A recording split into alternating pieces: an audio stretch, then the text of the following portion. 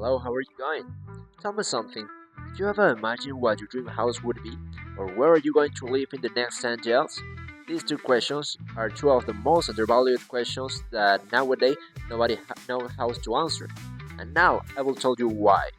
Nowadays we are being sold a superficial idea that not having our own home makes us freer, more carefree, without being limited to a geographic area, less responsibilities to assume, less taxes, and that we can go wherever we want and settle down for as long as we want.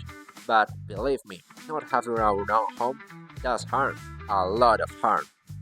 Traditionally, owning your own home has always been seen as a support, sign of personal success that backs you up against financial crisis. People often prefer to rent or live with a partner to share monthly expenses and at the same time reduce the financial burden.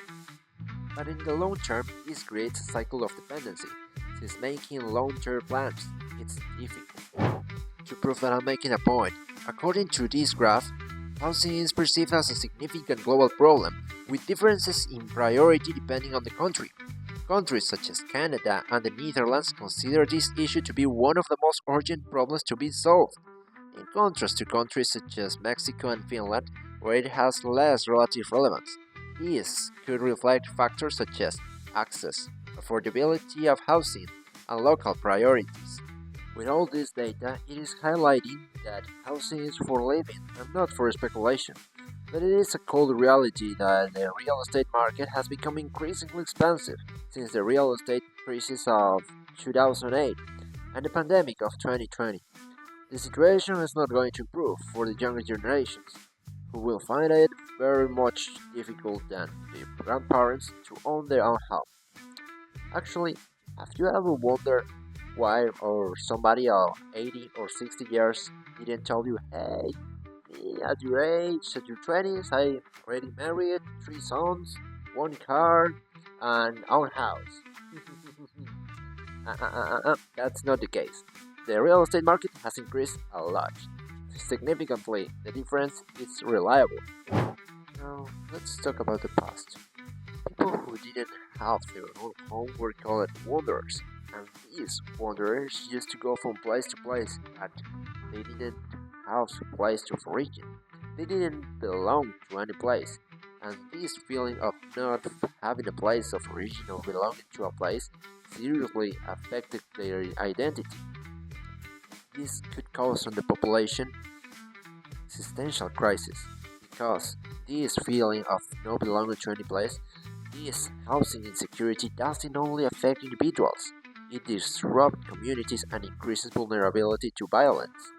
Don't you think that it's normal that now in the United States, being a very powerful country, it's common that you see in countries like California or New York, people living in tents?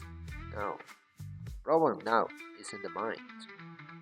Finally, I would like to finish this podcast reading to you the last news from the American Psychiatrists Association.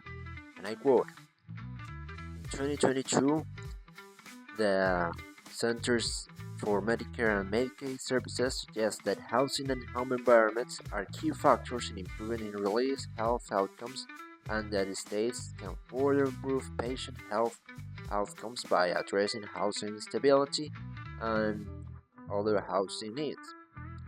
In 2024, CMS approved an amendment to New York's Medicaid Section 1115 demonstration that bundles a series of actions to advance health equity and strengthen access to primary and behavioral health care across the state.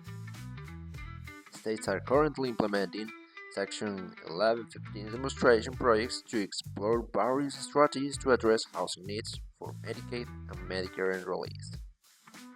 In addition, CMS has begun promoting opportunities to directly assess housing needs. Present, wide scale screening of social determinant factors such as housing status has not become standard practice. Moreover, the optimal setting for deployment of services remains uncertain. But homeless, homelessness is associated with a higher prevalence of mental illness and substance use disorders when compared to stable house individuals, and it is critically important for psychiatrists to understand the emerging needs of population experiencing homelessness.